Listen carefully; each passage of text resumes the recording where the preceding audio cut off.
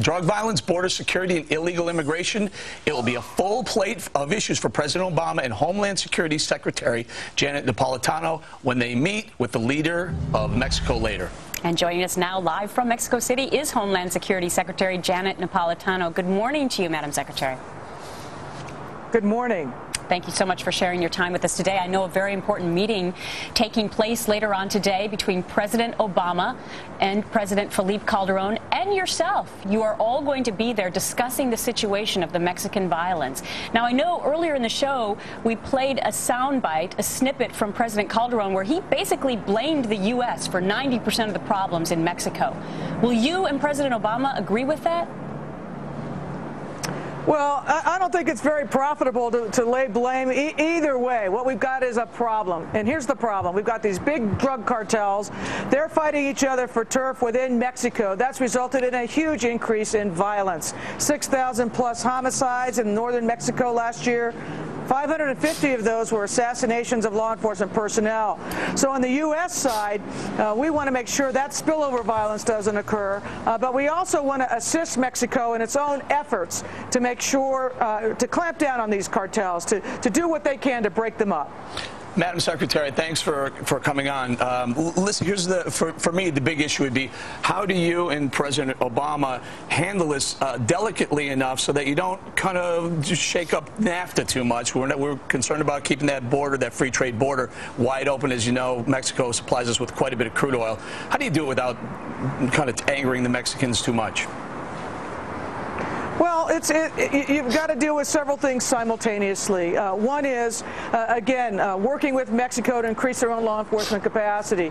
Two is increasing our own resources at the border itself. We've already moved hundreds of agents down to the border to check for cash and drugs that are going south from the United States into Mexico that are fueling this drug war. And of course, we always maintain and are improving our fight against illegal drugs, illegal immigrants coming north across the border. Right. So we'll be watching for that meeting between the two presidents later today. Madam Secretary, let me ask you about something that's been getting a lot of news attention over the last 48 hours, and that is that about a week ago, the Department of Homeland Security sent out a little note to law enforcement across the country talking about be on the lookout for right-wing extremists. And one of the parts of it that it's angered a lot of our military veterans is where the report refers to the possibility that returning vets could be a risk to our nation. We had a guest on earlier who said that was just crazy talk, and have called on you. A number of people, including the commander of the American Legion, have asked you to apologize to vets. Are you standing by those comments? Well, to the extent veterans read it as an accusation, an apology is owed. We greatly respect our veterans, and we have a number of veterans in our department, as well as the entire Coast Guard within our department. So there's probably no department in the United States government that has so many military as opposed to the Department of Defense as the Department of Homeland Security. However, this was an assessment, not an accusation. It was limited to extremists, those who seek to commit violence within the United States. And all this was meant to do was to give law enforcement what we call situational awareness, some of the things that go on, some of the things that have happened in the past that could recur, that people just need to be aware of. I'll meet with the leaders of some of the veterans groups, the one that raised a problem with this particular assessment. I reached out to him yesterday and said, last thing we want to do is offend or castigate all veterans. To the contrary, let's meet and clear the air. Secretary, help me understand how these reports happen, because it did come out of your department, the Department of Homeland Security. So do you read these reports and sign off on them before they're released to the public?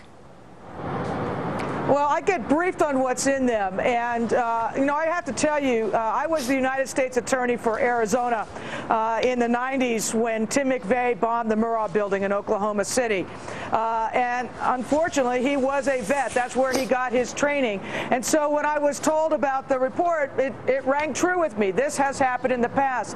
That is a far cry, however, from saying veterans somehow are at risk. There are a number of things that are part of the environment that law enforcement enforcement deals with on just a situational nature. A down economy is a risk. That was something we were alerting people to. So you agreed with this, Madam Secretary? There are a lot of things that go together. But so you agreed with this, and you agreed with this and signed off on it before it was made public? Well, you use the word signed off. I use the word, look, I was briefed on it. I'm not running away from it. But I will say it was an assessment. It was not an accusation. And quite frankly, these are products that are produced and shared with law enforcement on a routine basis. Madam Secretary, Timothy McVeigh 14 years ago, understand that. However, is there any indication that the number of military personnel coming back are any more likely than anyone else to be involved in any sort of these extremist activities? Look, again, and I'm sorry I'm talking with media as opposed to within the intelligence community itself, because we would be having a different conversation. But what you're doing is just looking at things out in the environment that in the past have had some connection with increases in violent extremism. And that's what we're talking about, violence against the homeland.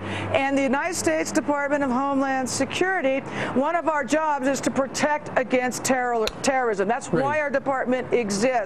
And so to that end, information is shared. But again, and if you actually read the report, I know that some certain language is being taken out of context, but you have to read it. It's a pretty straightforward analysis of economic and other conditions in the country right now. Well, I have read it, and Madam Secretary, there's a footnote on page 2 where you do talk about what is right-wing extremism, and it says it may include groups and individuals that are dedicated to a single issue, such as opposition to abortion or immigration.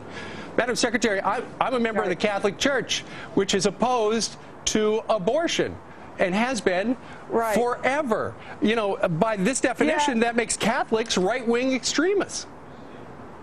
Let me be very clear. If there's one part of that report I would rewrite in the wordsmithing, Washingtonese that goes on after the fact, it would be that footnote. But obviously, and people out there know, there have been some that have taken advocacy, the exercise of constitutional rights, far beyond that, into different groups. You know, on the other side of the political spectrum, for example, we have the same in the animal rights category, where we have a very, very active community in the United States for the protection of animal rights, but occasionally, very rarely, but it does happen, you know it happens, it spills into violence. It's the violence that we are trying to protect. All right, Janet Napolitano, the Secretary of Homeland Security, we thank you very much for trying to answer some of our questions and doing just that this morning live from Mexico City. Thank you. Thank you very much. You bet.